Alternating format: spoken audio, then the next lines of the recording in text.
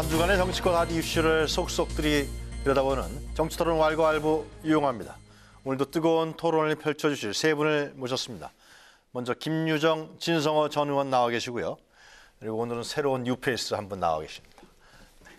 강기정 전 의원 나오셨습니다. 안녕하십니까? 네, 안녕하십니까? 반갑습니다. 반갑습니다. 네. 광주에서 올라오신 건가요? 네, 주로 지역구에 광주에 지내다가 네. 방송 때문에 왔습니다. 아, 그러시군요. 네. 잘하시죠, 뭐. 제가 굳이 뭐. 저희 다 18대 같이. 전투력이 상당히 좋은, 전투력이 상당히 좋은 선배. 그래요? 아, 진호님, 저는 전투력 자꾸 기억 안 하고 싶은데 우리 김유정 의원님하고는 행안위 같이 하면서 아, 그래요? 단짝으로 정말 그때 네. 많은 일을 했죠. 아, 그때 같은 편이었습니까? 같은 그렇죠. 편이었죠. 그때는 뭐 행안위 간사셨고 같이 행안위 하면서 네. 뭐 굉장히 많이 열심히. 죽이 잘 맞았어요. 그래서 네. 그때도 야당이니까 또 네. 세야되죠. 그렇죠. 오늘은 그렇게 줄을 잘 맞춰주실 것 같지 않습니다. 아니 제가 요즘에는 제가 야당의 생각을 갖고 늘 살고 있습니다. 예, 알겠습니다. 자, 하여튼 우리 새로운 강기정 전 의원님 말씀 같이 한번 세 분과 들어보는 순서 갖기로 하고요. 자, 이번 주 역시 정치권은 뜨거운 이슈들로 가득 찼습니다. 왈가왈부가 준비한 토론 주제들은 무엇인지 첫 번째 주제부터 화면으로 만나보시도록 하겠습니다.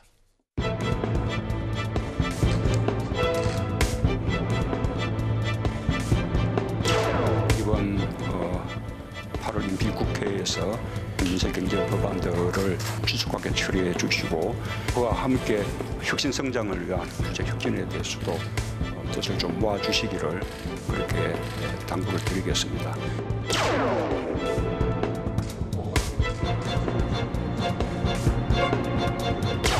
생산적 협치와 원활한 소통을 위한 여야정 상설협의체를 본격적으로 가동한다.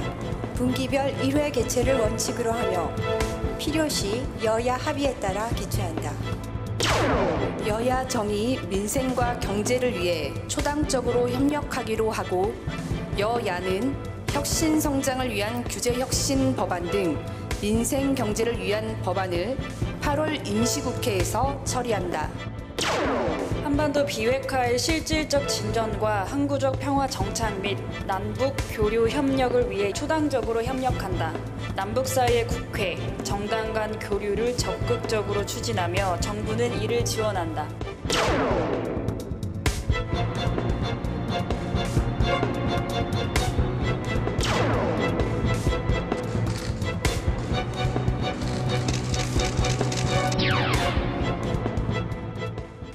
네, 왈가왈부 오늘의 첫 번째 주제는 문재인 대통령 여야 5당 원내대표 회동 성과와 향후 과제는 과연 무엇인가입니다. 문재인 대통령과 5당 원내대표가 바로 어제 청와대 회동을 가졌죠. 그리고 여야정 상설협의체를 가동하기로 했습니다. 그리고 본격적인 협치에 합의했습니다. 합의사항은 크게 세 가지였는데요. 여야정 상설협의체 구성, 그리고 8월 임시국회에서 처리할 법안, 또 그리고 3차 남북정상회담에 대한 내용 등이었습니다. 정부와 정치권이 협치에 첫 단추를 끼운 만큼 앞으로 어떤 성과를 내놓을지 기대가 모아지고 있습니다. 자, 이 문제에 관련해서 여러 가지 이제 논란과 해석이 있을 것 같은데요. 오늘 오전에도 여야가 그 규제 프리즘법인가요? 일단 성과를 냈습니다. 30일 날 본회의에 통과시키기로. 강 의원님, 어제 그 청와대에서 오찬회도 어떻게 보셨습니까? 우선 청와대가 정성을 들인 것 같아요. 오색 네. 비빔밥 만들어서 아무튼 정성껏 5당 원내대표를 모신 것 같고요. 네. 그런 만큼 지난 5월에 제안했던 정책 상설협의체 이걸 구성하자라고 합의했고 아직 뭐 11월이 돼봐야 되는데 아직은 뭐 성과라기보다도 제가 볼 때는 협치가 참으로 어려운 것 같아요. 밥 먹는 일이 1단계면 협의체 구성하고 법안 통과하고 그리고 연정도 하고 때로는 뭐 통합도 합니다만은 네. 그런 여러 단계 중에 이제 막 발걸음을 띄운 거죠. 그런 점에서 이제 의미는 있다고 생각합니다. 그러나 저도 이제 국회 밖에서 국회를 돌아보면 국민들이 국회를 좋게 안 봅니다. 무지무지하게 여가고요. 아주 잡아먹을 듯 합니다. 그 이유가 있었던 건데 지금 현안들이 쌓여 있는데 맨날 싸워요. 그래서 이번에 마침 협의체 잘 구성 이제 시작이 좋은 것 같아요. 그런 네. 만큼 진정성 있게 좀 나가시고 당리당락 떠나서 진정성 있게 큰 이슈들 통 크게 합의를 좀 했으면 좋겠어요. 네. 이렇게 뭐 상설 협의체 한다고 오색 비빔밥 먹고 요란 떨고 하다가 또 조금 있으면 티격태격하고 아무것도 안 되면 아마 국회 온전치 못할 겁니다. 저도 국회의원일 때는 그 소리가 덜 들렸는데요. 밖에 있어 보니까 국회의원들 욕먹게 생겼더라고요. 어떻게 진원이 형은 어떻게 평가하세요? 그러니까 지금 말씀하신 것처럼 과거에 이제 19대 국회 때 역대 최악의 국회라고 했습니다. 그 이유가 바로 저런 겁니다. 그러니까 대통령이 규제 개혁해라. 이게 개혁이 안 되는 겁니다. 그때는 과반 의석이 세속을 했습니다. 그런데 문재인 대통령은 지금 과반 의석도 없는 여당을 갖고 있는 대통령입니다. 그렇기 때문에 지금 이제 나름대로는 내가 직접 만나봐야겠다는 생각을 하신 것 같고 또 하나는 8주 동안 갤럽조사에서는 계속 지지율이 떨어지다가 반등을 한 걸 보니까 네. 어쨌든 이 만남이 대통령 입장에서 효과를 본 것 같다는 생각이 들고 또 하나는 대통령은 이 문제에 대해서는 저는 경제 문제가 컸다고 봅니다. 왜냐하면 경제가 그러니까 대통령이 진정성을 가지고 경제 문제를 잘하겠다고 하는 것하고 네. 시장에서 그 반응이 나오는 건 다릅니다. 그런데 지금 지표들을 보면 특히 일자리 지표는 정말 최악입니다. 지금. 상상조차 하기 힘들 정도로 지표가 안 좋기 때문에 네. 대통령이 직접 야당을 만나보고 싶은 생각이 들었을 테고 또 하나는 이 이념이나 이 정책이라는 것이 민주당은 아무리 그래도 이런 규제 개혁 이런 데에서는 사실은 조금 자유한국당보다는 조금 못합니다. 그렇다면 대통령이 이 원격 의료 같은 경우는 대통령이 하고 싶은 것조차도 일부 진보 진영의 정치인들은 반대를 하고 있습니다. 그렇다 그러면 직접 만나고 싶다는 생각도 있을 테고 또 반대로 야당 같은 경우는 특히 이제 제1야당인 자유한국당 경우는 아무리 노력해도 성과가 없고 지지율이 안 오르는데 대통령이 먼저 만나자고 하는 게 얼씨구나 좋다 만나서 그동안 하고 싶은 말 마음껏 하는 겁니다. 그리고 3당, 4당은 더할 것도 없이 이제 발언권을 가지는 거기 때문에 제가 볼 때는 이 모임은 앞으로 계속 정리해야 된다는 것도 저는 마음에 들고 굉장히 성공적으로 위닝 게임을 끝났습니다. 다만 근데 문제는 이 장면에서 제일 지금 곤혹스러운 곳은 딱 한 곳입니다. 민주당입니다. 왜 왜냐하면 민주당이 곤혹스러워요? 대통령이 먼저 용기를 내서 만나자고 하는 건 좋지만 네. 원래 국회라는 데가 이런 것 하라고 만든 데입니다. 그러니까 대통령과 별도로 대통령은 정부고 네. 국회에 여야가 있어가지고 여당이 하게 돼 있는데 지금 상황이 워낙 위중하다 보니까 대통령이 그건 어떤 의미에서는 문재인 대통령이 협치를 먼저 하겠다고 손을 내미는 거기 때문에 야당도 뭐 당연히 잡는 거고 그런데 반면에 운전자 입장에서 볼 때 민주당은 조금 애매하긴 합니다. 왜냐하면 우리가 먼저 아이디어를 내야 되는데 대통령이 직접 만나고 그것도 정례화한다? 이 뭐 1사분기 한번 2사분기 한번 만나있다는 거 아닙니까? 그렇다 그러면 물론 민주당도 뭐 나쁠 건 없겠으나 역할에 있어서는 지금 대통령이 지금 말씀하신 것처럼 국회를 다 못 믿겠고 내가 직접 한번 대화하겠다. 그리고 이제 그렇게 해석하시네요. 예, 왜냐하면 대통령은 국민의 대통령입니다. 물론 민주당 출신 대통령이긴 하지만 네. 대통령이 된 이상은 경제나 이런 정책에 있어서는 그동안에 본인이 가졌던 생각을 좀 바꿀 수 있는 거 아니겠습니까? 네. 그렇다 그러면 저는 이번에 문재인 대통령 이 회동 자체는 그 뒤에 나오는 기사를 봐도 그렇고 나름대로 성공적이었다는 생각이 들고 문제는 이제 앞으로 어떤 의제로 어떻게 할 것이냐는데 어쨌든 당장 11월 달에 만난다는 걸 약속까지 잡은 걸 보면 네. 이 대통령의 노력을 저는 뭐 나쁘게 평가하고 싶지는 않습니다. 전반적인 평가부터 먼저 좀 해주시죠. 우선은 협치의 필요성에는 공감을 했다 이렇게 생각하고요. 그러나 굉장히 그 포괄적으로 다양한 주제들을 얘기를 했는데 사안별로는 조금 상당히 견해차를 보였다 이렇게 생각하고요. 말복날 상당히 시원한 뉴스를 좀 국민들은 원했고 뭐 결과적으로는 어젯밤 처음으로 열대야가 없었으니까 시원한 밤을 국민들이 보내셨는데 어제들 다 편하게 주무셨어요. 네, 편하게 다들 어제 보내신 것 같은데요. 이 협치 관련해서 이 상설기구를 만들겠다는 것, 네. 굉장히 좋은 아이디어라고 생각은 합니다만 이 얘기가 이제 비단 어제 나온 얘기는 아니죠. 그러니까 작년에 원내대표 회동했을 때도 나왔던 얘기인데 이제 좀 더 구체화해서 상설기구화해서 뭐 분기별로 만나겠다라는 것은 뭐 그 협치를 위한 최대한의 이제 그 노력 의지의 표명이다 이렇게 생각은 합니다만 아쉬운 거는 기구가 없어서 그동안 협치가 안 됐던 건가.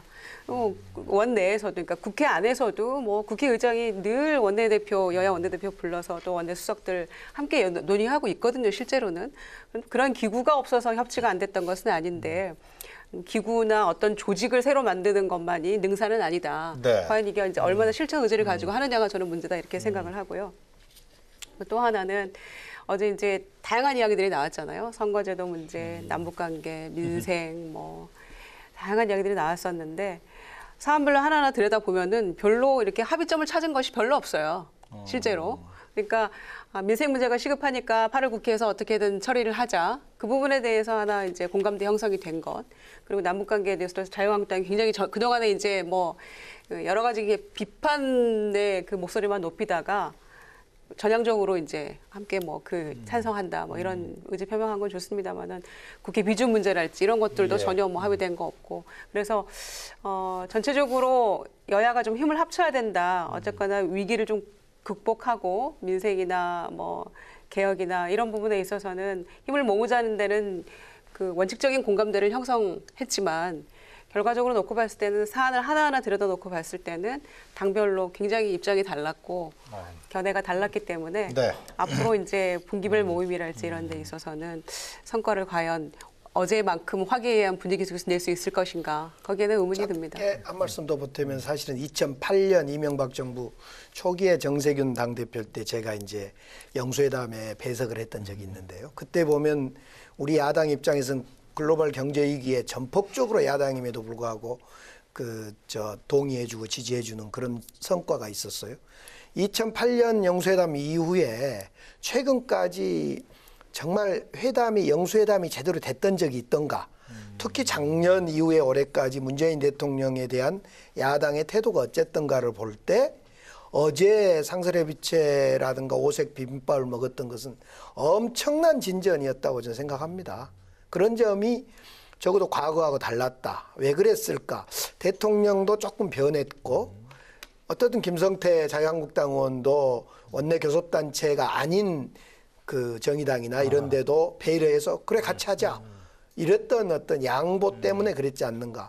대통령도 비록 합의는 안 됐지만 선거구제 문제 같은 거 나 동의한다. 정말 3차 남북회담 같이 가자 여러분. 이런 태도가 소통의 기본 그 협치의 기본 자세 아니었을까. 그런 대통령도 그다음에 김성태 원내대표를 포함한 원내대표들도 서로 좀씩 이렇게 만나려고 했던 것 같아요. 자, 그렇다면 그 여야정 상설협의체 합의안 강 의원께서 보시기에는 어떤 식으로 이게 진행이 되고 구체적으로 로드맵을 발본하는 게 좋을 것 같아요? 일단 이슈 11월에 만나자 그랬는데 네. 이제 11월에 이슈를 김성태 원내대표는 탈원전 문제를 던졌어요. 그걸 하자 그랬습니다. 지금 탈원전 문제는 조금은 이제 논쟁점이 있어서 실익이 좀 없는 결론이 잘 안 날 수 있는 그런 거기 때문에 이제 그러나 제안을 했더니 검토해야 된다고 봅니다. 우선은 저는 지금 시점의 최대 과제는 규제 개혁 문제하고 일자리 문제 아닌가 싶어요. 그래서 쟁점이 좀 없는 이념적 색채가 약한 규제 개혁 문제하고 일자리 문제로 상설협의체 의제를 가져가면 어쩔까 생각해 봅니다. 일단은. 근데 이제 저는 왜 문재인 대통령의 이 아이디어를 저는 평가를 하냐면요. 네. 첫째는 우리나라의 대통령제는 외국하고 좀 다릅니다. 굉장히 강력한 대통령제입니다. 그렇기 때문에 대통령이 굳이 야당 의원들과 이런 협의체 만들 이유가 없습니다. 강합니다. 미국 같은 경우 예를 들면 미국은 의회가 굉장히 강한 구조인데도 불구하고 과거에 높은 평가를 받는 대통령을 보면 링컨 대통령 같은 경우는 그 당시 편지를 본인이 직접 써가지고 야당 의원들을 설득을 했습니다. 그 지금도 해야 되고 또 하나는 레이건 대통령을 주목할 필요가 있는데 레이건 대통령은 알다시피 영화배우 출신입니다. 이분은 전화기를 붙들고 살았다고 합니다. 왜? 법안 통과시키기 위해서. 그러니까 무슨 이야기냐면 어느 나라든지 대통령제를 설치하는 시대하는 나라가 별로 없기 때문에 대통령이 직접 야당을 설득하는 경우가 별로 없는데 특히 우리나라처럼 강력한 대통령제 하에서 대통령이 직접 야당과 이렇게 협의체를 만드는 건 저는 어쨌든 결과를 떠나서 저는 이 형식 자체만으로도 평가할 만하고 두 번째는 자 지금 대통령이 그동안에는 굉장히 지지율도 높고 모든 일이 잘 굴러갔습니다. 그런데 남북 문제도 북한이 지금 조금 태도가 이상해가지고 지금 진도가 잘 안 나가고 있고 경제 문제는 이건 누가 잘했다 못했다를 떠나가지고 경제는 지표로 나오는 거 아닙니까? 지표가 너무 빨갛습니다. 그렇다면 당연히 만나봐야 되는 것이기 때문에 저는 이 결과를 떠나서 이렇게 하는 게 맞고 또 하나는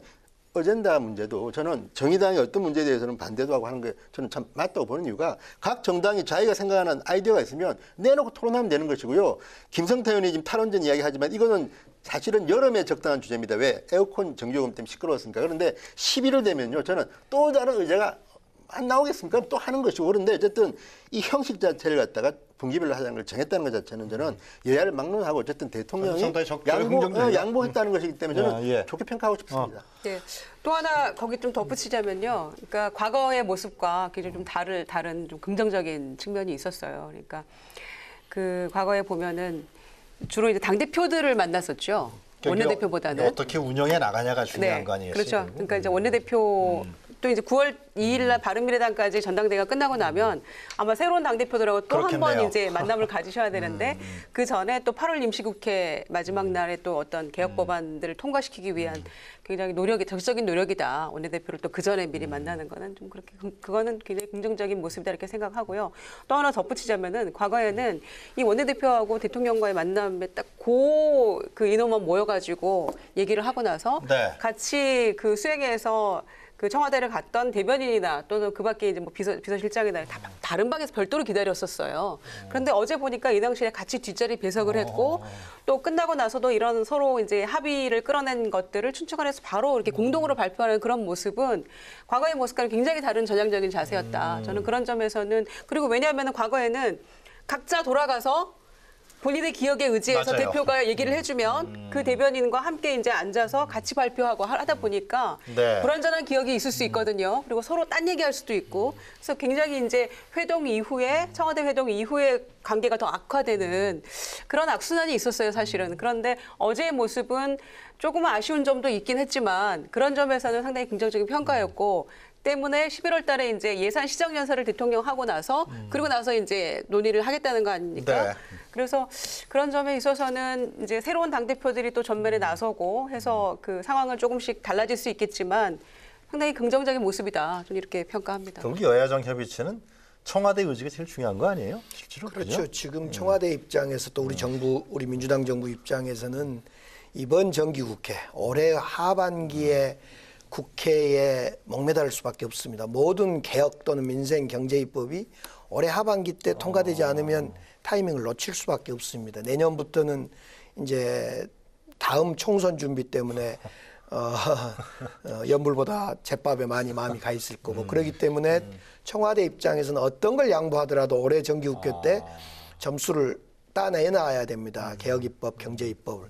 그런 점에서 이 상설 협의체는 청와대가 아무튼 다른 설령 뭘 잃는 한이 있더라도 잘 옥동자처럼 가져가야 될 그래서 겁니다. 협치를 강조하고 네, 예. 뭐 협치 내각까지 얘기 나왔던 것 같은데. 저도 한마디 덧붙이면 예. 저는 이제 지금 대한민국의 이 체제가 대통령제 위주의 체제가 이제 개헌 곧 하겠지만 조금씩 변하는 전 과정이라고 봅니다. 왜냐하면 과거의 대한민국의 대통령은 굉장히 강력하고 제왕적이었습니다. 그렇기 때문에 대통령이 굳이 당 대표와 영수회담도 아니고 원내대표 그것도 이제 정의당이라는 네. 소수당까지 포함해서 만나서 이렇게 토론하고 하는 자리가 하기 싫은 겁니다. 솔직히 이야기하면 누구나 다 그랬을 겁니다. 그런데 문재인 대통령은 이걸 상술한다는 것은 원내대표 또한 이게 이제 다당제로 변했다는 것도 저는 변수라고 보는데 원내대표들하고 이제 입법 설득을 하겠다는 겁니다. 그리고 때로는 본인이 공격도 당할 겁니다. 왜 대통령은 그런 걸 못하느냐. 그런데도 불구하고 그걸 감사하고 한다는 거는 앞으로 우리나라도 의회 뭐 내각제나 이런 걸로 가는 전 단계의 하나의 방법이고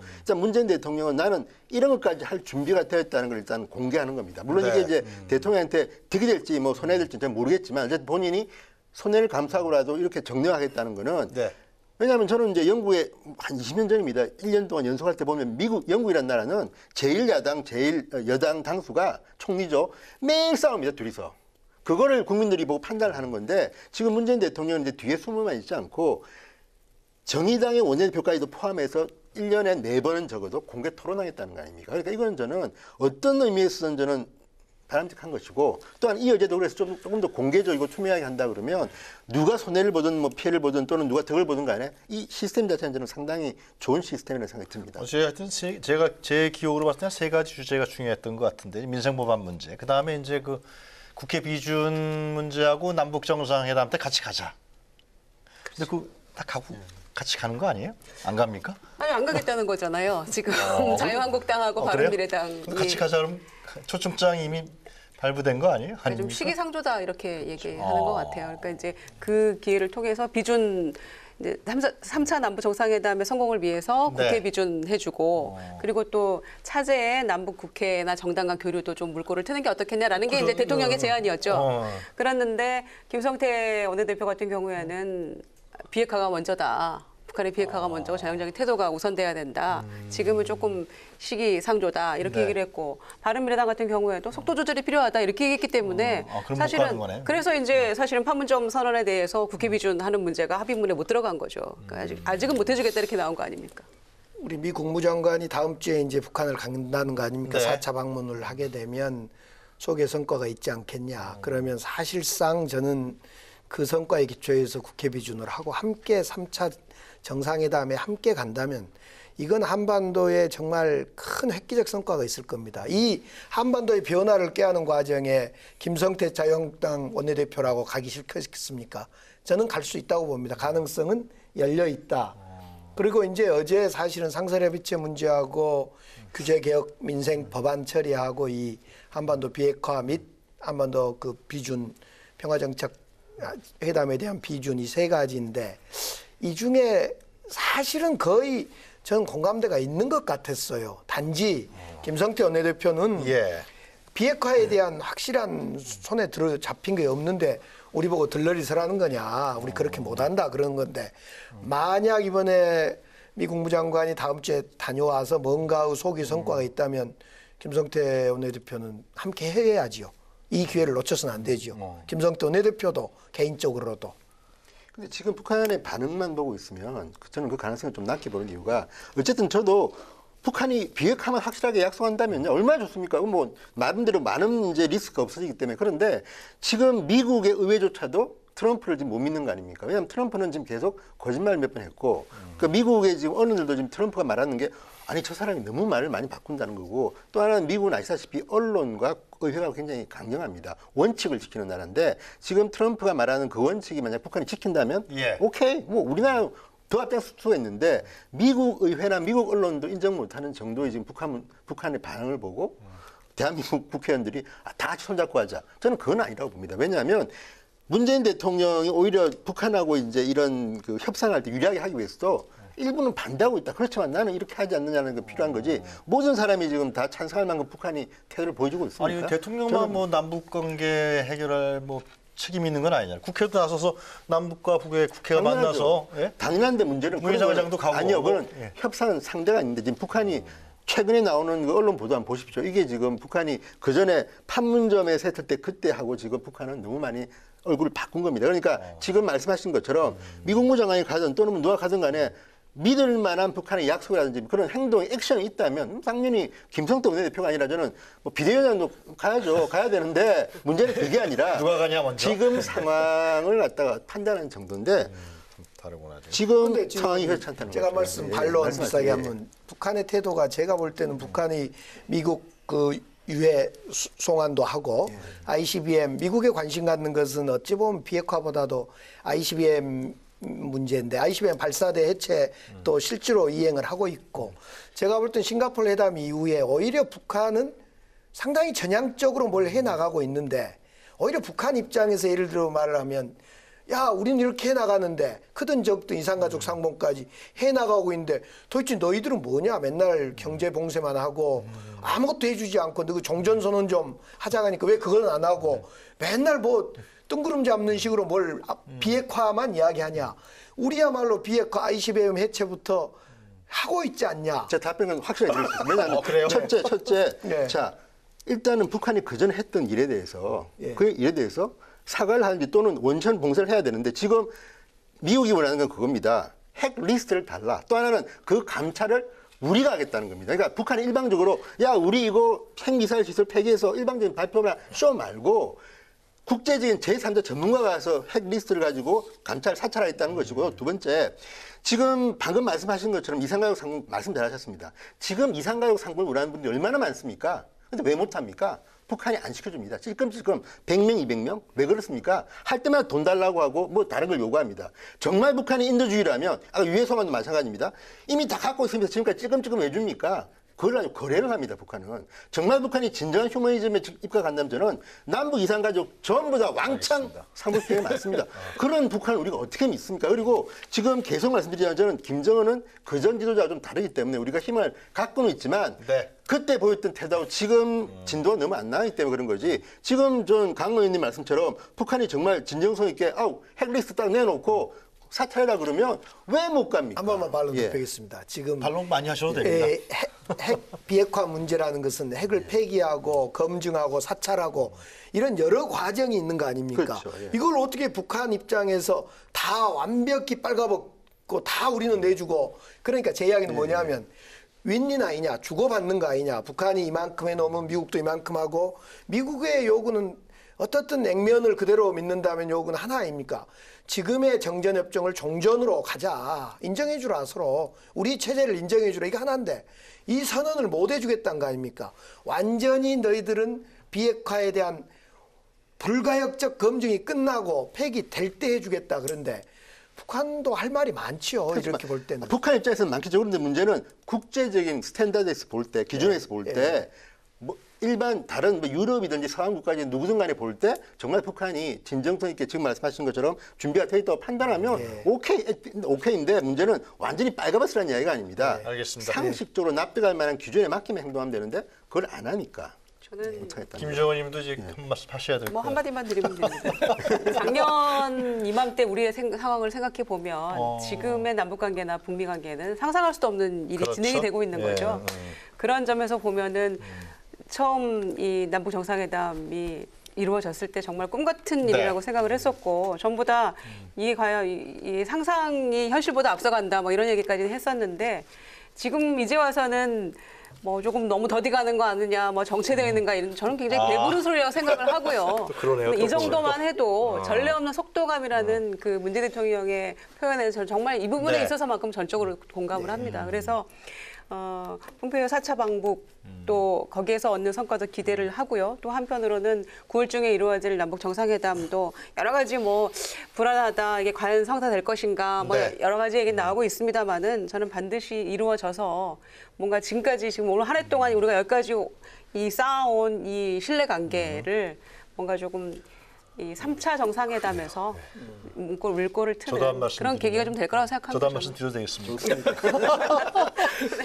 아니 저는 그 비핵화 문제는 기본적이고 아주 남북 간의 평화를 위해서 중요한 건데 그거는 국제적으로 풀 문제가 아닌 생각이 들어요. 그런 의미에서 우리 정부가 해야 될 건 뭐냐 지금 그건 교류 활성화 아니냐 그런 측면에서 봤을 때는 국회도 여야 할 것 없이 다 같이 가서 한번 좀 만나보고 그것도 결국은 비핵화를 촉진시키는 중요한 계기가 되지 않을까 생각하는데 비핵화 되기 전에 못 가겠다 그러면 또 그건 언제 가나 생각 들고요. 하여튼 제 생각은 그렇습니다.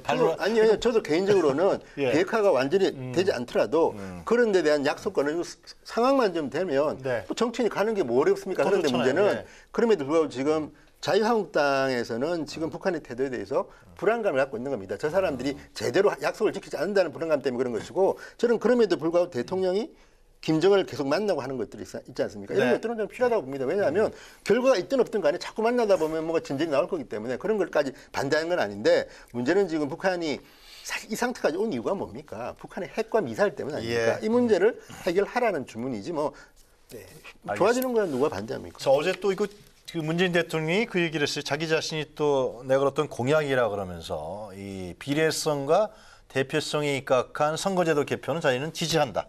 이렇게 개인이라는 의견을 다르긴 달았죠. 어차피 국회에서 해결할 문제니까. 그거는 이렇게 되면은 이건 또 야권에서 상당히 바라던 바 아니었나요? 이게 야권 5당은 함께 한 목소리 냈지요. 네. 중선거구제 또는 연동형 비례대표제를 통해서 당의 다당제를 유지하고 당의 활로를 찾겠다는 뭐 생존 본능일 수도 있고. 근데 저는 이제 우리 민주당이 중요하다고 봅니다. 이럴 때. 저는 사실은 대통령이 그런 메시지를 내기 전에 먼저 민주당이 통 크게 그렇죠. 아 좋다. 정말 이 지역주의 빨리 깨자. 양당 구조로 정말 이기적인 양당 구조 빨리 해체하자. 우리가 손해보겠다. 우리 민주당이 손해보겠다. 이런 생각 가지고 발언을 했어야 되는데 누구도 안 하더라고요. 사실은. 저는 매우 안타까웠는데 사실은 우리 민주당 내에 이런 생각이 있는 것 같아요. 야, 2년 뒤에 우리가 선거하면 한 200석 먹는 거 아니야? 택도 없다고 저는 생각합니다. 이런 생각을 빨리 뛰어넘어서 선거제도를 던져야 됐는데 선거제도 개편을 던져야 되는데 우리 민주당이 우물쭈물하고 있어요. 대통령이 그냥 핵적골을 날렸죠. 저는 그런 점에서 아직 우리 민주당이 문재인 대통령보다 배심이 덜하다 이런 생각을 좀 해봤습니다. 진현님 아까 이 여야정 상설협의체 구성할 때 이 얘기를 여당인 민주당이 먼저 이렇게 했으면 더 좋았을 네. 텐데 이런 말씀하셨잖아요. 그러니까 민주당에 대한 너무 큰 기대를 가지고 계시는 것 같아요. 왜냐하면 민주당은 예.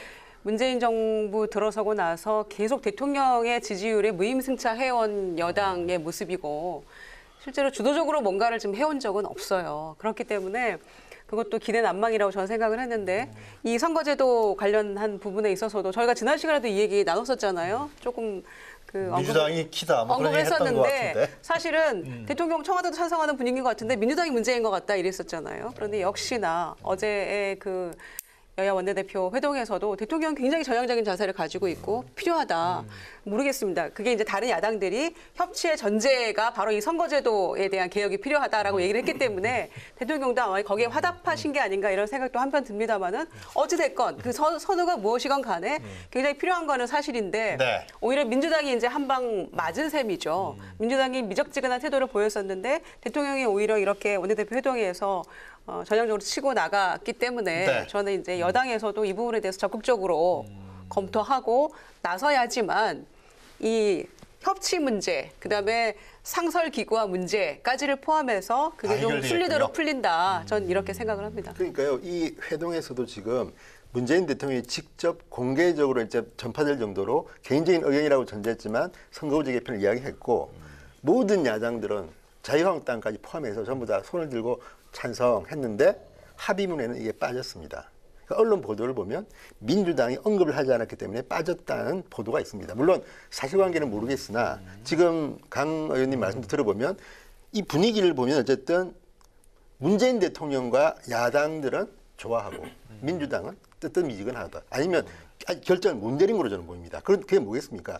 민주당이 너무 잘 나가기 때문 아니겠습니까? 그러니까 지난 지방선거 때 시뮬레이션을 돌리면 240석 내지 50석을 건진다는 추측까지 나올 정도니까 그럴 수도 있겠으나 지금 강 의원님 말씀처럼 그렇게는 잘 되기 힘듭니다. 그렇다 그러면 조금 이렇게 이게 민주당이 홍영표 원내대표 뺀 거예요, 그걸? 아니요, 그러니까 지금 보도를 보면 그건 그 의제는 대통령과 국회의원들이 논의할 의제가 아니다. 이건 국회에서 좀 알아서 해라. 이런 취지 아니요. 다른 것도요. 문재인 대통령이 제안을 하면 네. 여야 원내대표가 전부 다 찬성하면 들어갑니다. 네. 왜냐하면 물론 거기는 심지어는 정의당이 반대했다는 것까지 들어가 있습니다. 지금 어떤 의제는 규제개혁 그러니까 예. 그럼에도 불구하고 이 부분이 안 들어갔다는 거는 대통령이 생각하지만 민주당 아직까지 제가 볼 때는 당의 방침을 정하지 않은 것 같습니다. 그건 저는 이해는 합니다. 왜냐하면 지금 민주당 인기가 너무 좋기 때문에 뭐 그럴 수 있는데 그렇다 하더라도 이게 과거에 민주당이 주장했던 거 아닙니까? 사실 그때는 자유한국당, 새누리당이 반대를 안 된 거예요. 그러니까 이게 늘 여야 간의 인기가 그러니까 새누리당이 인기가 좋을 때는 그거 하면 안 돼 그랬다가 지금은 이제 자유한국당이 하자고 하는 거고 민주당은 지금 반대가 됐는데 이런 면에서 저는 이런 거는 이때다 싶어서 해야 한다고 봅니다. 그래도 대통령이 정치적 소신을 밝힌 건데 그렇죠. 대통령은 여당도 그거는 뭐 민주당도 예. 선거법 개정할 겁니다. 아직은 지금 전당대회 과정에 당대표 후보들이 별로 발언을 않더라고요. 저도 그 당대표 후보들 토론회에 나가서 이걸 강력히 촉구했습니다만 이것은 작은 이익입니다. 이거 빨리 버려줘야지 전체적으로 큰 대타협이 일어날 것 같아요. 그럼 큰 변화가 예상되죠. 만약에 이게 진짜 이제 그렇죠. 선거법을 어떻게 할 거냐 문제인데 저는 민주당이 주도적으로 그 지금 정동영 대표도 그런 말씀하셨던데 총액 기준에서 묶어두고 뭐 숫자를 늘리든 줄이든 한번 해보자 이렇게 국민한테 던져야 한다고 봅니다. 중요한 건 이 선거제도가 너무 지역주의 구도를 안착시키는 거였기 때문에 이걸 깨자는 데의 가치를 두고 나머지 뭐 돈 들어가는 문제 국회의원을 몇 명 할 거냐 늘릴 거냐 이런 건 부차적인 거란 거죠. 알겠습니다. 하여튼 어제 하여튼 청와대 오찬 회동은 다 세 분 다 긍정적으로 평가하신 것 같고요. 국민들 반응도 제가 봤을 때 좋았을 것 같아요.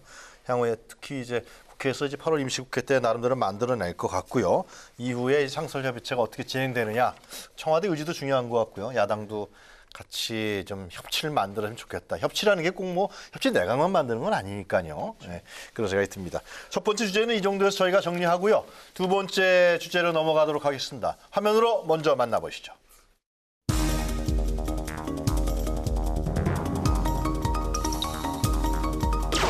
국민의 동의와 사회적 합의 없는 정부의 일방적인 국민연금 개편은 결코 없을 것이라는 점을 강조합니다.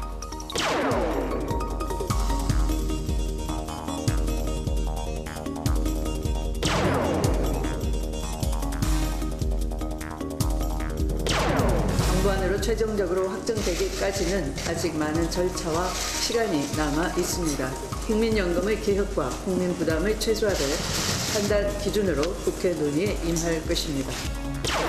근 1년 동안 기금 운영 본부장을 공석으로 두고 국민연금이 지금 운영 수익률은 1%대 이하로 떨어졌습니다. 바로 문재인 정권의 무능함이 여실없이 드러나는 부분이라고 말할 수 있습니다. 최소한의 공론화도 없이 무작정 더 오래 많이 내고 더 늦게 받으라고 하는 것은 책임 있는 당국의 적절한 대책이 아닙니다. 국회에서 논의를 시작할 것을 제안합니다.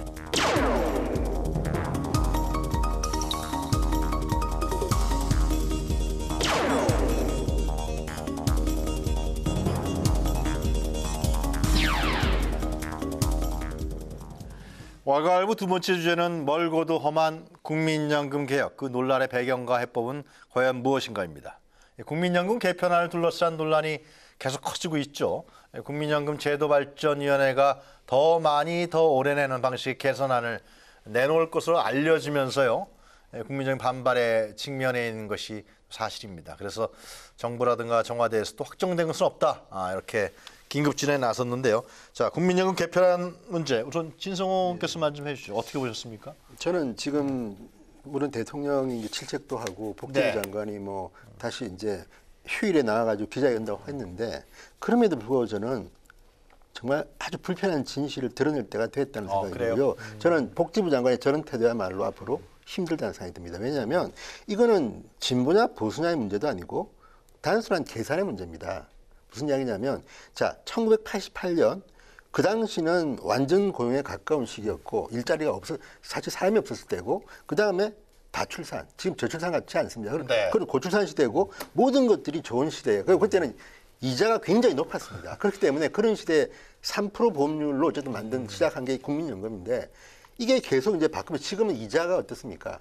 기금 투자한다고 해서 뭐 높은 수익률이 보장되는 것도 아니고 또 하나는 지금 계산을 해보면 다 나오지 않습니까? 몇 년 되면 이 기금이 최고 정점을 쳤다가 몇 년 되면 고갈된다. 다 나와 있는데 그거가 이제 언론에 흘러가가지고 지금 이게 난리가 난 건데 그래서 저는 결론적으로 좀 이따 자세한 이야기를 드리겠지만 결론적으로 말씀드리면 지금 복지부 장관은 유시민유의 강경한 그러니까 쉽게 하면 정치력을 생각하지 말고 자기 정치 인생을 걸고 국민연금을 갖다 개혁할 수 있는 사람을 앉히고 대통령도 적극 지원해야지 지금처럼 잠시 여론이 뜨거우니까 겁난다. 이런 식으로는 저는 이 문제는 영원히 해결할 수 없다고 생각이 들고요. 이 국민연금 문제는 어쨌든 간에 저는 아니 그러니까 65세까지 내고 68세부터 받는 게 맞다? 아니 그 방법은 지금 논의를 해봐야겠지만 지금의 이 상황은 없어야 된다. 그리고 지금 왜냐하면요. 근본적인 문제가 어차피 있다. 미래세가 이건 다 책임지는 겁니다. 지금 있는 사람들은 덜 내고 더 받겠다는 거 아닙니까? 솔직히 말해서. 그리고 덜 내고 더 받는 걸 갖다가 지금 이 슈감이 이제 이 보고서에는 좀 더 내고 좀 더 늦게 받고 하니까 이게 저는 합리적은 아니라고 봅니다만 정반은 아닙니다. 그렇지만 이 연구 보고서는 제가 볼 때는 적어도 거짓말한 건 아닙니다. 그런데 이게 정부의 방침이라고 판단해서 국민들이 청원하니까 이 이야기가 나왔는데 물론 정부는 아직 정하지는 않았지만 저는 누군가 한 명 정도는 이 문제에 대해서 책임질 수 있는 복지부 장관이 나와가지고 이 문제를 갖다가 문재인 정부 시대에 해결한다면 이것도 저는 욕을 좀 먹을지 모르지만 좀 필요하다고 보는 이유가 유시민 장관이 이것 때문에 저는 그때 유시민 장관을 비판했던 사람이지만 이 문제 하나만큼은 유시민 잘했다고 그랬습니다. 그 당시에. 왜냐하면 유시민 씨는 다른 건 모르지만 합리적인 사람입니다. 그러니까 이념인 걸 떠나서 국민연금 문제는 이렇게 하다가는 우리 미래세대 이제 망한다. 저는 그게 맞다고 보고 지금 저도 뭐 경영학과 나왔지만 계산 조금만 해보면요. 이런 식의 그 미래니까 막연하게 그냥 지금처럼 받고 몇 살 때부터 얼마 줄게? 이거 불가능합니다 봅니다. 왜냐하면 점점 일자리는 적어지죠. 저출산 일할 사람은 적어지죠. 고령화 사회 아닙니까? 받을 사람들이 많아지는데 이걸 이대로 놔둬가지고 계속 그러면 다음 대통령까지 우리는 모른 척하고 있다? 또 그 다음 대통령 되면 또 한번 하려고 했다 또 실패하고 저는 이런 것들이 이거는 진보 보수의 문제가 아닌 게 이미 노무현 정부 제도 한번 하려고 했다가 조금 했습니다. 솔직히 하면 그건 저는 인정하는데 그 뒤에 이명박 대통령 때 또 한번 하려고 했다가 찔끔 하려다가 못했습니다. 그러니까 이게 5년마다 이 조사를 하기 때문에 5년마다 이제 한 번씩 노무현 대통령도 그걸 보더니 이거 큰일 났다 하자. 이명박 대통령도 그걸 보더니 5년마다 한 번씩 하는 조사인데 큰일 났다 하자 그랬는데 다 국민 눈치 보고 못한 건데 지금은 이제는 한계까지 온 것 같습니다. 그래서 저는 문재인 대통령이 물론 이거를 파격적으로 너무 세게는 못할지라도 조금 더 합리적인 정도에서는 한번 개혁이 필요한 거고 이제 일단 공론화됐으니까 논의할 때는 저는 됐다는 생각이 듭니다. 여론의 문매에 너무 의식하지 말고. 저는 누군가는 책임지고 한 명이 해야 될 것 같다는 생각이 듭니다. 진 의원님 말씀 들으니까 저한테 복지부 장관 가라한 거 아니에요. 그때 2008년 유시민 장관하고 제가 복지 간사를 하면서 이 국민연금 현재 2008년 개혁안을 제가 그때 진통과 진통을 그동안 했습니다.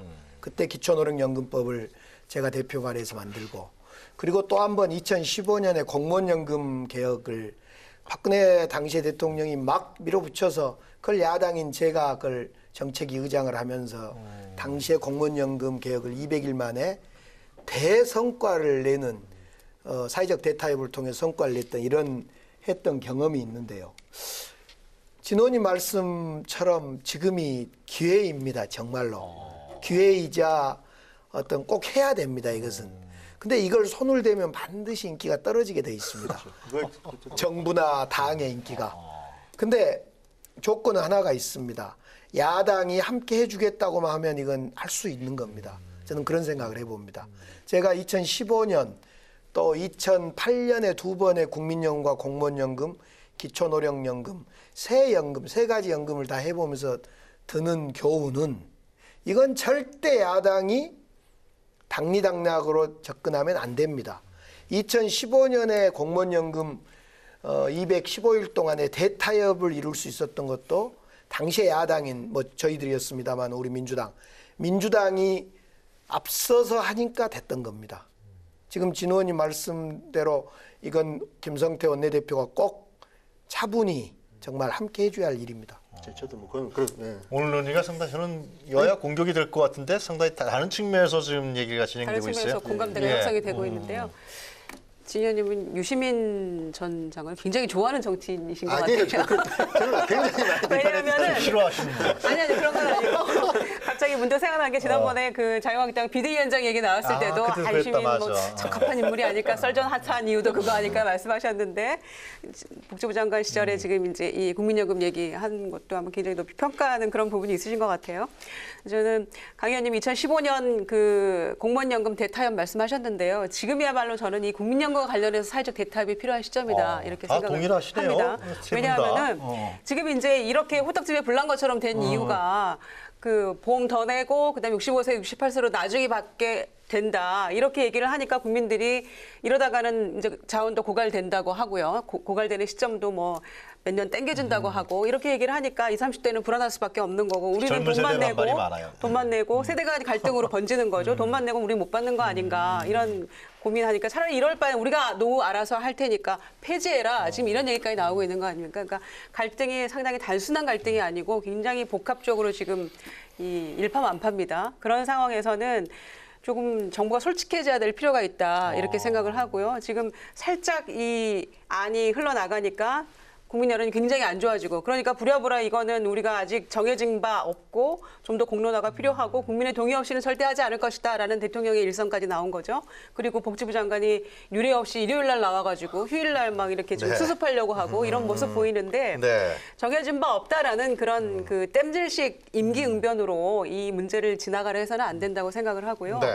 이 8월 13일인가요? 그 수석 회의에서 그러니까 대통령 주재 수석비서관 회의에서 문제의 핵심은 노후 생활을 제대로 보장해 주는 것이 이 국민연금의 문제의 핵심이다라는 대통령이 강조하신 이유가 바로 단순히 이제 뭐 이 연금이 고갈될 것이니까 보험료를 높여야 된다, 덜 받아야 한다, 연령을 늦춰야 한다 이런 그동안에 이제 국민연금 개혁이라고만 하면 나왔던 이런 굉장히 그 구태의연한 발상들이었죠. 돈 더 내고 덜 받고 좀 나이 늦추자 이런 얘기는 어느 정권마다 다 나왔던 얘기예요. 그러다가 국민정에 부딪혀서 또 유야무야되고 이랬었는데 차제에는 오히려 연금은 그 어느 전문가들 얘기처럼 주장처럼 이 국민연금은 기금이 고갈될 거를 애초에 만들 때 상정을 하고 만들었다는 거죠. 그리고 많은 선진국들에서는 우리처럼 그냥 몇 년, 몇십 년 쌓아두고 하는 게 아니라 독일 같은 경우에는 불과 한두 달 정도의 적립금밖에 없다는 거예요. 그러면서도 굉장히 연금제도가 잘 되어가고 있는 그런 나라죠. 사회보장제도도 그렇고. 그래서 그런 여러 가지를 고려하고 개인연금, 퇴직연금 이런 것들을 포함해서 전반적으로 노후 생활을 보장하기 위해서 얼마의 돈이 필요한데 이 부분에 있어서 어떻게 사회적 대타협을 이루어낼 것인가, 필요한 돈이 얼마인지를 우선 네. 계산하자. 그리고 나서 이 국민연금을 어떻게 할 것인지가 우선이 그 차선책으로 나와야 되는데 지금은 무조건 국민연금 하면 보험료 더 내라. 덜 받아라, 나중에 받아라 이 얘기만 반복해 왔다는 거죠. 20년 동안. 그래서 차제에 저는 이 공무원 연금 문제 가지고 굉장히 그때도 논란이 심했고 뭐 공무원들 반발도 심했고 사회적 갈등이 최고조에 달했습니다마는 극적으로 타협이 됐었던 것처럼 이 부분도 이렇게 얘기가 나왔을 때 정부가 국민의 동의 없이는 하지 않겠다 이런 말로 땜빵식으로 이렇게 그 변명하려 하지 말고 네. 정말로 공론화 기구를 만들어서 공무원 연금처럼 하는 그런 전향적인 자세가 필요하다 이렇게 생각합니다. 좀 욕먹을 것을 각오해야 해결의 소위 강조하는 방법- 촛불혁명으로 탄생한 정부의 제대로 된 모습이 아닌가 저렇게 생각합니다. 이 부분에 방법이 있어서. 실마리 좀 보이는 것 같은데요. 대통령이 주말에 박능우 장관이 했던 것에 대해서 한편으로 질책하면서 대통령이 정확히 수석보좌관에 의해서 두 가지 이야기를 합니다. 소득을 올리는 방향에서 개혁을 해야 된다. 두 번째로는 사회적 논의와 공론화, 대타협을 통해서 해야 된다. 이 말씀은요, 그냥 나온 게 아니라 2014년부터 215일 동안 공무원연금 대타협을 이뤄내고 그때 박근혜 정부 시절입니다. 그리고 그에 연이어서 국민연금 소위 그 소득 대체율 논란이 있을 때 네. 제가 정책위 의장을 하면서 당시에 당대표를 문재인 민주당 당대표였단 말이에요.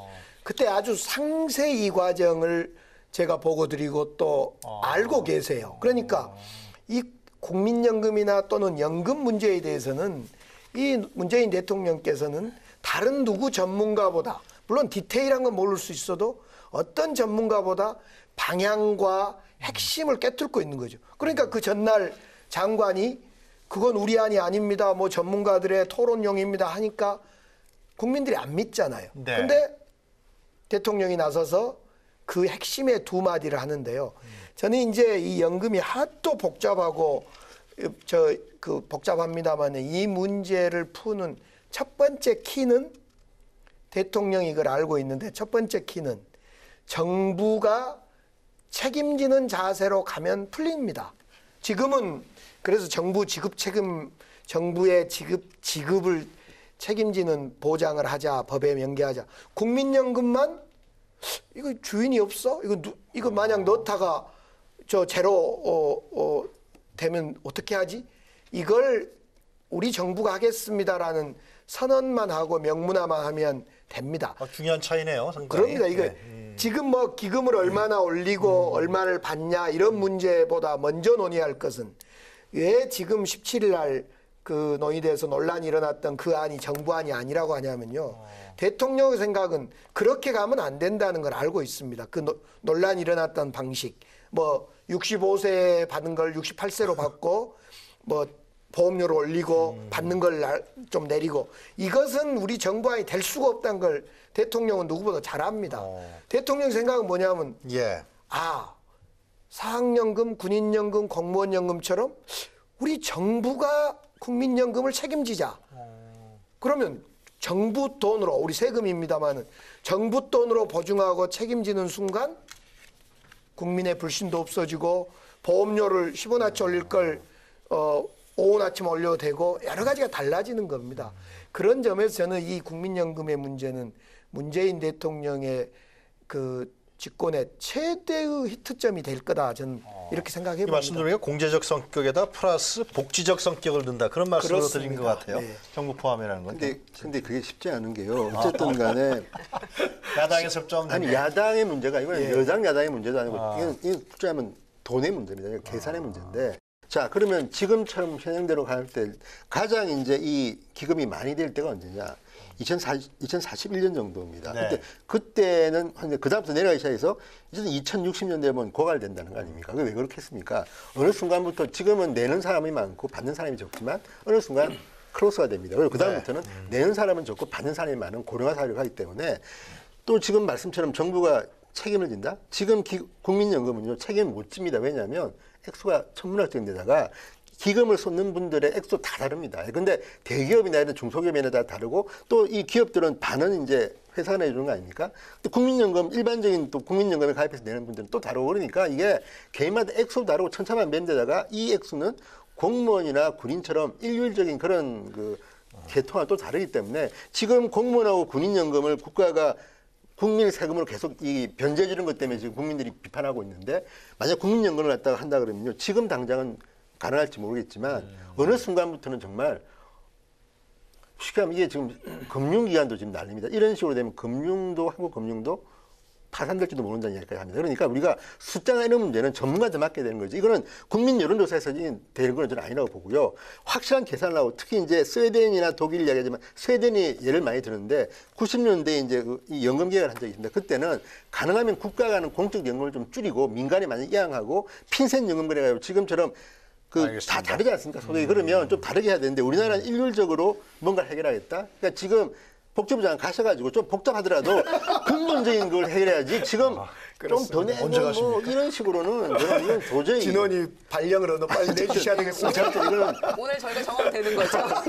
용기 있는 정치인이 필요한 겁니다. 진원님 사실은 많이를 갔어요. 연금 문제가요. 제 3선 12년 하면서 제가 사실 연금하고 의정활동을 다 해왔는데 지금 적깁니다 이것이. 예. 그리고 대통령이 어떻든 과거 대통령을 뭐 폄하하는 뜻이 아니라 대통령이 연금을 깨트려 보고 있다는 것이 매우 중요합니다. 네. 한마디만 더 붙일게요. 예. 이 국민연금이 635조를 이걸 기금을 운영을 해야 되는데 기금운용본부장이 지금 공석이 1년 넘게 진행이 됐잖아요. 그것도 문제니까 빨리 임명해야 될 것 같고요. 그리고 또 하나 이제 국민연금에 대해서 국민 불신이 가중됐던 이유가 이 박근혜 정권 때 삼성과 관련된 거 아닙니까? 삼성물산하고 제일모직 합병 때 국민연금이 휘둘린 거, 이 대기업 재벌에 이렇게 우리 돈이 이렇게 휘둘렸구나 이런 생각. 그 다음에 지금 먹고 살기 힘들고 굉장히 경제 어렵고 민생 어렵다고 아우성에 폭염에 재난이 겹치고 있는 이 상황에서 더 올리겠다, 그리고 나중에 주겠다, 그거 하나 믿고 지금 열심히 부었는데 이런 생각들 때문에 복합적으로 국민들이 굉장히 이 울분과 분노에 차 있는 거죠.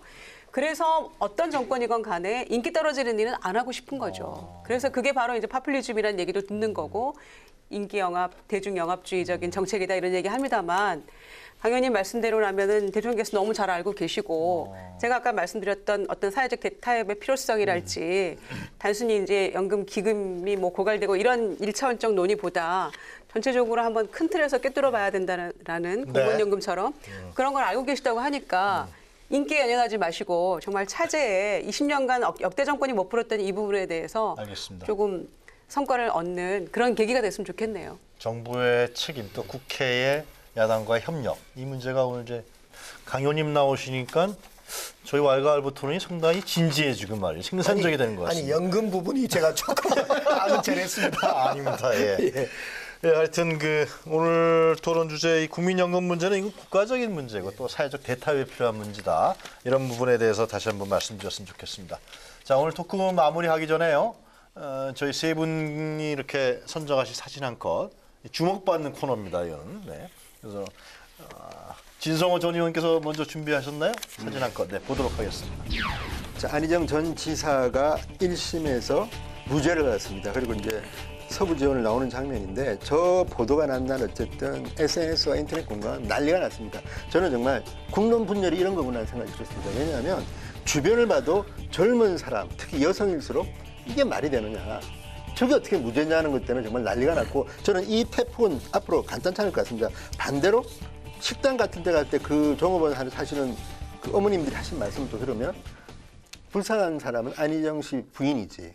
그리고 저분도 불륜이다. 그러니까 어쨌든 뭐 사람마다 생각이 너무 다르고 역사에 대한 것도 많고 그런데 현행법으로는 무죄라고 1심 판결이 났을 뿐이고 2심 대법원 판결에서 저는 바뀔 수도 있다고 봅니다. 그런데 어쨌든 이 판결이 안희정이라는 너무너무 유명한 정치인을 통해서 지금 우리 사회에 있던 이 제도, 특히 이제 지금 나왔던 위력에 의한 가능, 우리 법률적으로도 어렵지만 저게 어쨌든 우리는 이번에 새로 한 게 노 민즈 노, 예스 민즈 예스. 그러니까 우리나라는 굉장히 후진적이다는 겁니다. 여성이 굉장히 강력하게 폭력적으로 저항하지 않나라는 동의한 걸로 간주한다는 제가 생각해도 말도 안 되는 지금 현행법과 판례에 의해서 지금 무죄가 된 겁니다. 그러니까 현행법을 저는 인정하기 때문에 뭐 그럴 수 있다고 보지만 어쨌든 자 이걸 바탕으로 해서 앞으로 어떻게 법을 바꿀 것인지 이건 국회의 몫입니다. 그다음에 재판에 대한 저는 판사님 대목도 있다고 봅니다. 어쨌든 이 부분에 대해서는 정말 많은 문제를 우리 사회에 던져준 판결이었고 또 뭐 안희정 씨 개인에 대해서는 제가 뭐 말씀을 드리지 않겠으나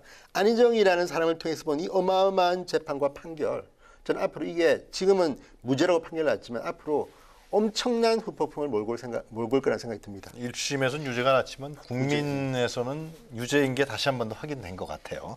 자, 강기정 전 의원님께서 오늘 처음 나오셨는데 준비하신 사진 한 컷 보도록 하겠습니다. 저는 불타고 있는 BMW 차를 사진으로 선정해봤습니다. 네. 사실은 올해 무더위도 견디기 힘들고 그런데 BMW까지 불타면서 무서웠던 거 아닙니까? 정작 그런데 독일의 BMW 대변인은 한국의 국민들의 운전 습관 문제가 진짜. 또 도로가 문제가 있다 이래서 더 그냥 불을 확 붙였어요. 네. 그래서 그런데 사실 이게 어제 오늘 일이 아니라 폭스바겐 독일의 네. 폭스바겐 디젤게이트 사건이 났을 때도 역시 디젤게이트 그 폭스바겐에서 한국민에 대해서는 보상 제대로 안 했습니다. 미국은 100만 원짜리 쿠폰밖에 안 줬습니다. 100만 원짜리 쿠폰이었죠. 미국은 뭐 1,000만 원 이상. 네, 1,000만 원, 1,200 줬는데 독일 국민이 사실은 제가 독일에 한 7개월 그 최근에 다녀와서 거기서 지내다 왔는데 독일 국민이 그렇게 나쁘지 않는데 저 폭스바겐 디젤게이트 그 기업가들이 계속 그런데 왜 그럴까 생각했는데 결국 우리나라의 대한민국의 징벌적 손해배상 제도 같은 게 없더라고요. 그거 하나 걸리면 죽으니까 미국은 그렇게 무서워서 미국 국민한테는 살살 기고 우리 국민은 개무시하는 거 아닙니까?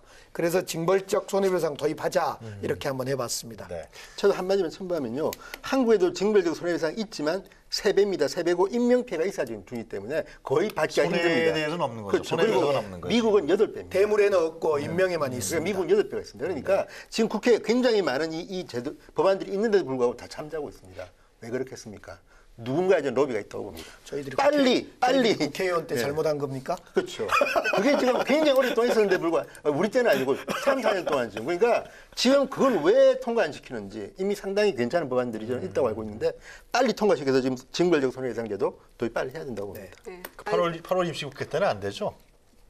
모르겠어요. 그건 뭐 상임위에서 준비만 하고 있는 것 같아요. 그래요? 네, 여야들이. 그 좀 8월 임시국회 때 이 법안도 통과됐으면 좋겠습니다, 정말. 네, 모든 길은 국회로 통하네요. 그분 말씀 전부 다 네. 국회의원들이 할 일이 점점 많아지고 있다 이렇게 생각을 자, 하는데요. 김유정 전 의원께서 준비하신 사진 한 컷 보도록 하겠습니다. 네, 8월 14일이 일본군 위안부 피해자 기림의 날이었어요. 아, 네. 이건 이제 세계적으로는 6번째인데 우리나라에서 국가기념일로 지정한 거는 작년 12월에 국회를 통과하고 처음 그 맞는 기념일이었죠. 그래서 대학생들이 또 2015년에 있었던 그 잘못된 위안부 합의에 대해서 지금 항의도 하고 원천 무효하자 이런 집회를 그날 행사의 일환으로 하고 있는 그런 모습인데요. 이 기림의 날을 기억하고 저희가 행동으로 옮겨야 되지 않을까 그런 차원에서 잊지 말자는 차원에서 이제 있었던 일이라서 저는 한 컷으로 선정을 했는데요. 돌이켜 보면은 최근에 뉴스 중에 그 있었던 일 중에 네. 일본 그 강제징용 피해자들 일본 기업 대상으로 했던 그 재판에 대해서 재판 거래가 있었다는 거 아닙니까? 그것도 박근혜 전 대통령의 지시로 이루어졌다는 거 아니에요? 법무부 장관까지 다 모여서 논의하고 그 뉴스를 접하고 나서 역설적으로 생각을 해봤을 때 2015년 그 잘못된 만국적인 일본군 위안부 합의 문제는 그 정권에서 나올 수밖에 없는 필연적인 귀결이었다. 그 얘기를 듣고 보니까 그런 생각을 해서 참 안타까웠는데요. 이 8월 14일이 27년 전에 고 김학순 그 할머니께서 처음으로 용기를 내서 그 고백하고 내가 피해자였다는 증언을 함으로써 이제 그 숨어있던 많은 피해자들께서 이제 각국에서 너도 나도 이제 증언도 하시고 이렇게 그 알게 됐던 그런 날이어서 8월 14일로 정해졌는데 여전히 이제 사과도 않고 배상도 않고 책임지지 않는 이 일본에 대해서 우리가 이제 이 아픈 역사를 딛고 남은 우리의 몫이라고 생각을 합니다. 네. 그런 점에서 기림의 날을 잘 모르고 있는 국민들도 많으신 것 같아서 8월 14일을 좀 기억하자 이런 차원에서 해봤고요. 그리고 이 또 하나는 할머니들이 이제 몇 분 안 남아 계세요. 90세 이상의 고령자가 대부분이시고 27분 정도라고 지금 제가 기억하는데 그래서 점점 이제 우리가 역사의 기억에서 이제 잊혀져 가면 안 되니까 분들이 살아 계실 때만이라도 늦었지만 알겠습니다. 어떤 일본의 어떤 전향적인 태도를 요구하면서 우리가 기억하고 또 새로운 역사를 좀 바꿔나가는 그런 계기가 됐으면 좋겠다 이렇게 생각합니다. 예, 광복 이후에 70여 년이 흐른 지금도 일본군 위안부 피해 할머니 대 상처는 아직도 아물지 않고 있는 것이 현실입니다. 일본은 2015년 한일 위안부 협정으로 모든 것이 끝났다면서 사죄와 배상을 거부하고 있는데요. 이 고령의 위안부 할머니들에게는 진정한 사과를 받을 시간이 정말 김유정 의원 말씀하셨지만 얼마 남지가 않았습니다. 문재인 정부가 한일 위안부 합의에 절차적으로 내용적으로 중대 흠결이 있었다라고 밝힌 만큼 이 위안부 피해자 할머니들의 존엄과 명예를 회복하고 또 마음의 상처를 치유할 수 있는 후속 조치를 하루빨리 마련해야 하겠습니다. 자, 정치토론 왈가왈부 오늘은 여기까지 하겠습니다. 세 분 고생하셨습니다. 감사합니다. 네, 저희는 다음 주 금요일 다시 이 시간에 찾아뵙겠습니다. 수고하셨습니다. 아, 처음 나오셨네요. 재밌네요. 정책적으로 해주셔.